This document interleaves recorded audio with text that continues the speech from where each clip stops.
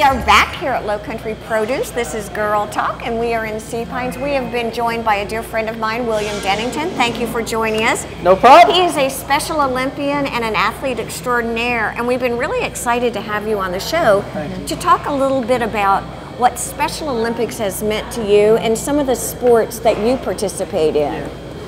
So talk to us a little bit about what sports you're involved in. I'm involved in tennis. I'm involved in bowling and track and field.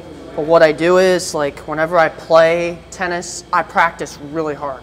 Because in order for you to be really good at it, you got to play good. And you got to keep practicing, right? And bowling, I do the same thing. I practice that once in a while. Is it all about the win?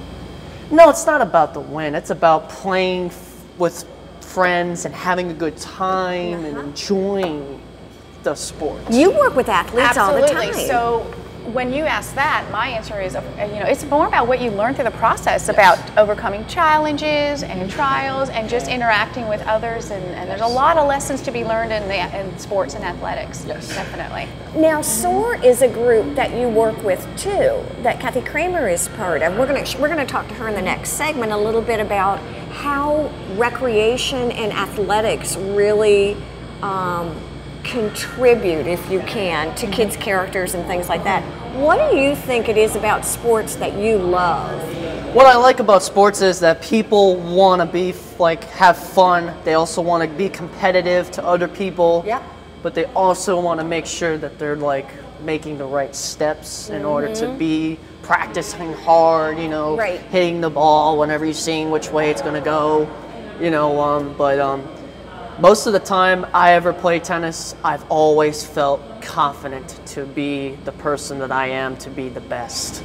How do you, That's great. I know, how do you do that? Is it that you look at your competitor, or you just look at yourself? Do you talk to yourself before a game? I look at the competitor and I look to see what they're doing and Okay. what the right move Look at Lisa, yeah. So Lisa's you- like, okay. Like, basically, the right move that they would make is if they hit the ball this way, I would hit the ball that way. Okay. Because what you don't want to do is you don't want to hit it towards the net. I've learned that if you hit towards the net, you make the mistake. Got and then it. once you make the mistake, then you got to redo the... Have you made a lot of friendships along the way? I've made a lot of friendships. I got a friend, his name's Ryan. I give a shout out to him, Ryan Ogabure. I give a shout out to a lot of people in my school. I love my school so much. Well, they are so excited about you being on TV today, too. You're going to get to show this to everyone also. You have some events coming up, or Yes. do Special Olympics always have different things throughout the year? They do. I got an event coming up next month on March 12th, and it's going to be in Colombia. Okay. then- What's that going to be? It's going to be the tennis tournament. Oh, the tennis tournament. And I'm looking forward, because what I want to do is in the next 2 weeks or so before the tennis tournament starts, I want to practice really hard. Okay. I want to be competitive. I want to have fun. I want to meet new friends again, and I also want to just have fun. Now, do they Go. rank you? Like, I'm very curious now about this competition. Are you ranked as far as going in? Do you kind of know what you're up against in your competition? Well, sometimes they usually don't tell me that right away, but what they do is they'll certainly partner you up with somebody.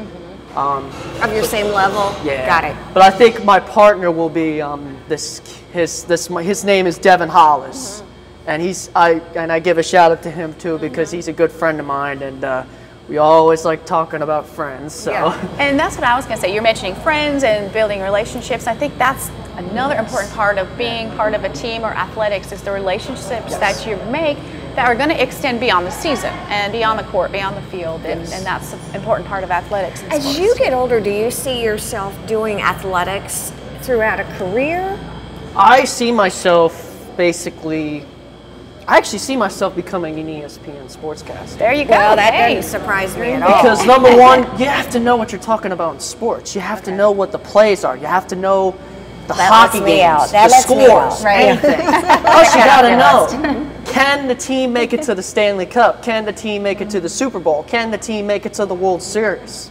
You have to know which team is the best and who they play. William, what I hear you say is, although you're bowling and you're tennis, those are your areas that you really love, you pretty much like a whole spectrum of sports. And Lisa, that brings it back to you because you're pretty involved with a whole group of Christian athletes. Yes, in our local schools, exactly. In your okay, and what do you do for that? Is it again a lot of what William is talking about with just the sportsmanship aspect? Well, what we do with FCA is we focus on the heart and soul in the sport. So what are they going to learn from the sports beyond the athletics? What kind of character can I build? How is it going to help me with my everyday life after that? And so that's what we focus on with FCA is building character in the kids and building. And you're playing doubles.